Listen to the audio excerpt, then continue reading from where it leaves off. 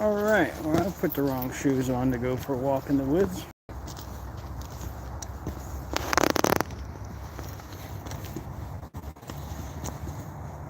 Okay.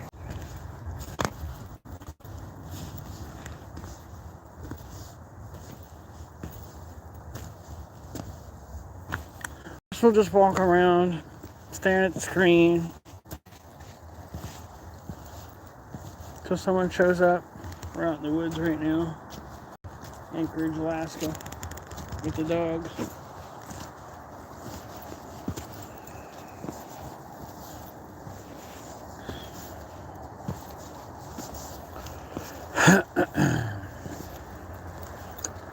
Maybe I should sing for you a little bit. Oh, I've been live for a minute. Nobody cares. I really am nobody. Oh my word.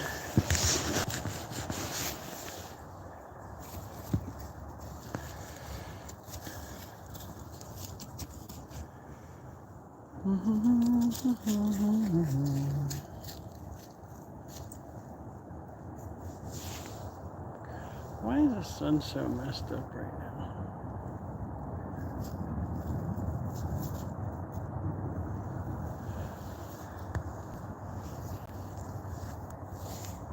Can I flip it? All right.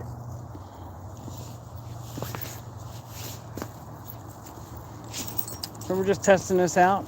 Looks like I got someone looking at me. This is my dog Cadbury. It's my dog Skipper. And it looks like somebody left.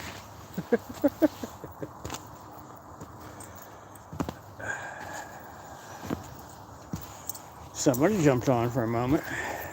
I exist. So it does work. Somebody jumped in and out.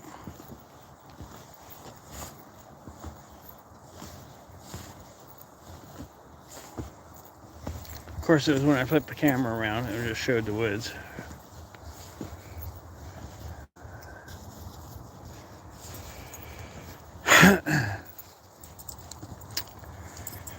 You know, I really started this channel to hold myself accountable for the things that I do or don't do.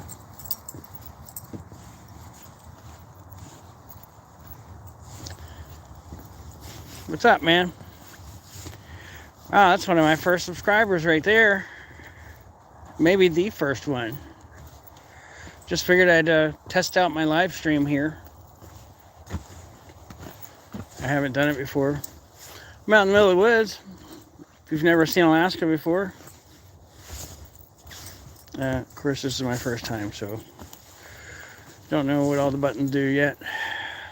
But thanks for jumping in and letting me at least have somebody stare at me, get a set of eyeballs on me. I'm at like 59 subscribers right now.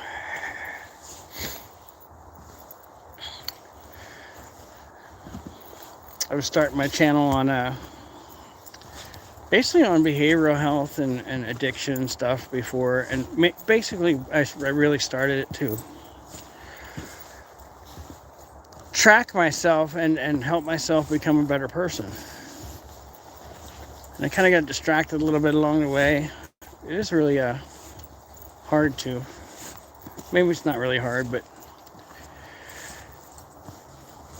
when it comes to like talking about how you are and putting yourself out there, you kind of worry about what other people are going to think about you, what they're going to say. And really, what does it matter what they think? What really matters is what we think about ourselves, right? I think that's really important, what we think about ourselves. Because what we think about ourselves makes all the difference in how we treat ourselves. I mean, I treated myself like shit for 30 years. Consumed all kinds of substances over that time period. Every relationship I had was pretty much not functioning because I would always check out. But thanks for tuning in, man. This is my first live stream. So pretty soon, hopefully I'll have the community tab too. And if that's you, Humble Soldier, still there. Hell, you were like, I remember the first comment when you showed up. Because you were the first one. How have you been sober for a while?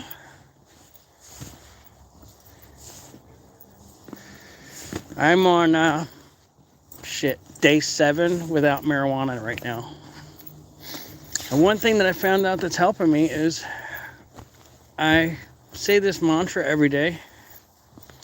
Look, man, it's okay if you're not sober. There's always tomorrow. Fuck it, it's just one day, you know? Don't beat yourself up over it. There's always tomorrow, right? And if you make it a weekend and you fall back off the wagon again, it's okay. It's just that day again. You can keep trying again and trying. The thing is like with people with diets, like that New Year's resolution, I'll diet tomorrow. I'm gonna go on a diet, and then next thing you know, a week later into the new year, they're not dieting. They fall right back into it, eating whatever. We want to quit drinking. We're back to drinking again. The thing that matters is to continue to practice. I mean, hell, the first time I picked up a guitar, I sucked. But I picked that sucker up for an hour a day when I was a teenager for years, and I got really good at it. Imagine if I practice being sober every single day for years. And every time I mess up, just like I messed up on a guitar, I'll get better. Those people that play basketball don't hit hole-in-ones. That's golf. I'm not a sports fan. They don't dunk that basket, without practice. They practice a long time to do that long distance, halfway across the court swoosh, They just don't do that on their first chance. It's not. So if you fail being sober, it's okay, man. Because you can beat yourself up for it and start hating yourself for it if you fail. I'm glad that you sent in that comment and that I brought up something about addiction, because that's really what I wanted this channel to be about. To bounce off others, like what's working for them, to keep track of how I'm doing with myself. I just worried, whoa, my damn dogs are going crazy. I just worried about what somebody at work might think of me if they saw my channel, But really, what does it matter? I was on amphetamines, man. I don't really like the meetings. I don't really like them that much. What I gathered most from the meetings was that being grateful for being sober. A lot of gratitude, grateful for what they had. And yeah, I can't knock the 12 steps, but I just never felt like I really fit in there. Or maybe I just didn't give it a chance, or was afraid of it or something. Maybe that's what it was, but honestly,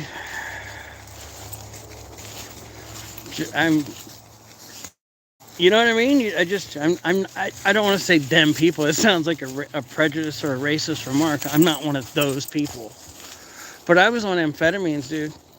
And I couldn't believe it when I fell off the wagon in 2016. I lost my job. I started to become a liar.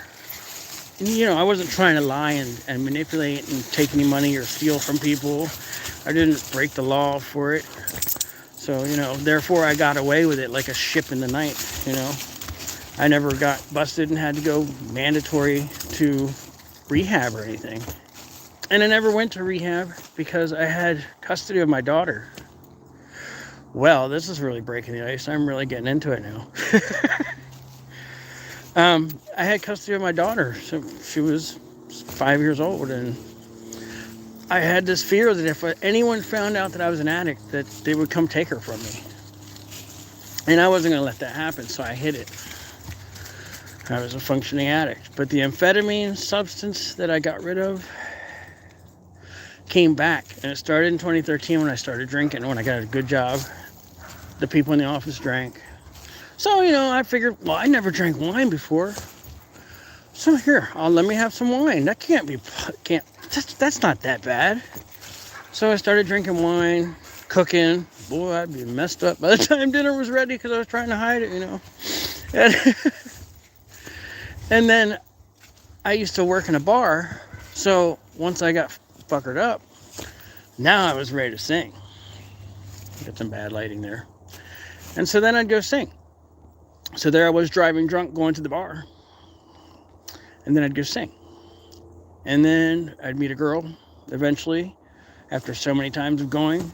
And then next thing you know, that girl would be like, hey, let's go to the car. Let's go do some of this. And then, oh, I know somebody that's got that. And I'd have this great idea that, oh, wow, I've been so good. That sounds like a great idea right now. You know how they say alcohol impairs your judgment. It does. So then I figured, I can just take one hit. I'm not buying it. It's free. I'm not wasting any money on it. This is a great opportunity. Yeah, sure. Why not? Yeah. And then they go to somebody and to get the stuff and you do it with them. And the next thing you know, you were friends with that person. You already knew the person that was the dealer that gave them that drug. Next thing you know, you've got that phone number and now you're calling them the next day on your own. Oh, hell, I'll just get 100. Just get it over with. Get it out of my system. Dude, that shit collapsed my ass. It fried my brain. This was 2016 when this happened. It was on my birthday. Thought I deserved it. One of the things I realized is that the punishment, when it's our birthday, we get a raise, we get a good job.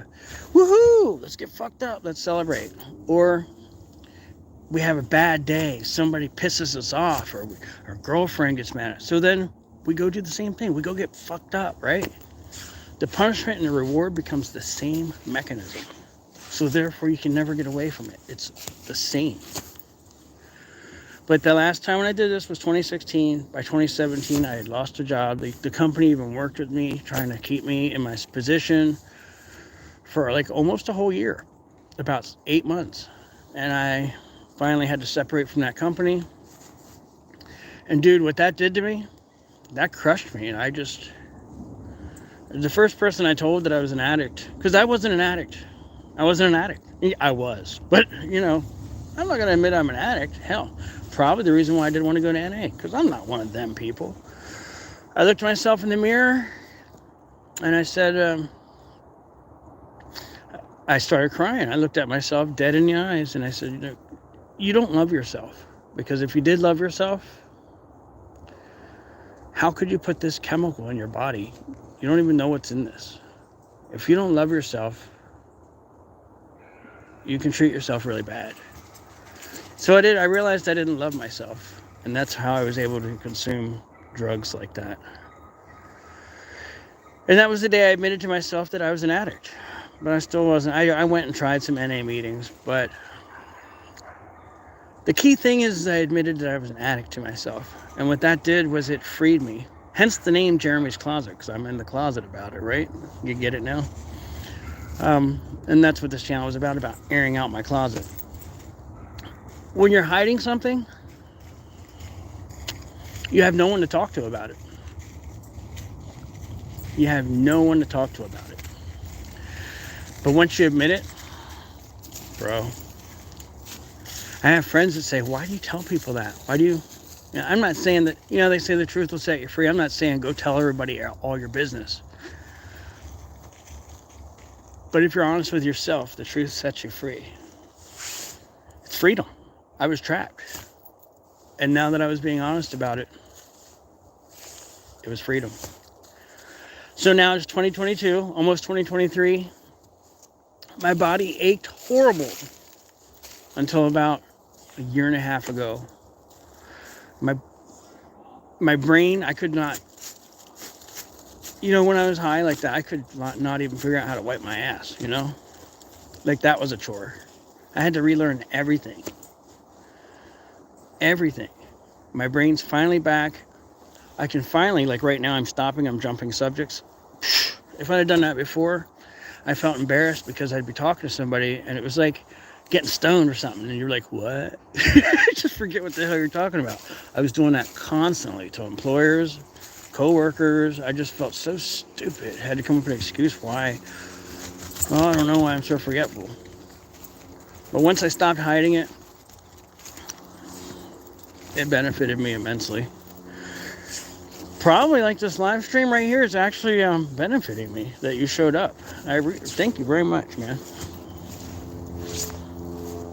Thank you very much. Like I said, 7 days, I think today will be 8 days off cannabis. I want to go every day. I catch myself wanting to stop by. But each day that I do that and I make that one little choice, and this is what happens. You make one little choice. I'll stop by the dispensary because we got them here in Alaska. I can walk to one right now. And I know I'm in the woods right now, but freaking I can walk to one. If I go today, that costs me, and gas is like $5 right now up here. I don't know what it is in your neck of the woods. Go ahead and comment and let me know. Where are you at anyway? I'm in Anchorage, Alaska. It was $4.99 yesterday. I spent $80. And now it's down to a quarter of a tank. Damn, I just talked about how I had a better brain power, and now I can't remember. Oh, cool, Vancouver. Closest I've been to there is Edmonton, Alberta, when I came up here, when I drove up here in 1999.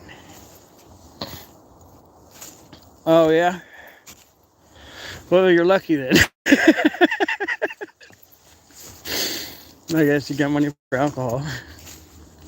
All pun intended, not picking on you. I never judge. Never judge somebody else about what happens to them or what they do, their decisions they make. Boys! I haven't been paying attention to my dogs at all. I totally lost what I was talking about for once now. I got talking about several different subjects. Fill me in, where was I at? I think my battery's going. Oh, what I was saying was this live stream right here. Then you showing up, man. Thanks a lot, because this is what I've been wanting to talk about on my channel, and I have refrained from it for fear of, telling the truth to the world, But you know what? You just broke my fear. I just got the live stream button like a month ago, and I'm just testing it out right now. So, dude, I really appreciate it. You just broke. My channel's going to grow better now. Because now I can create the content just like I'm talking about right now. Because I want to be able to help other people. Just generally help other people. Because I know how much suffering I went through. And I know... Thanks, man. I really appreciate that. And I'll always remember this live stream because it's the very first one I've ever done. So thank you very much, humble soldier, for showing up today. You helped me out by doing so. But I want to help somebody else out because I know they're suffering. I used to look at people and addicts like, oh, well, pieces of shit. Man, I don't think anybody is out there, like you say you drink. I don't think you're a fucking piece of shit because you drink. There must be something lying below the surface there that, a lot of times it's something that happened to us when we were younger, when we were children, and we don't even know what's really bothering us. But thanks very much for showing up. I'm going to start making content like this since I just I busted out of the closet on you.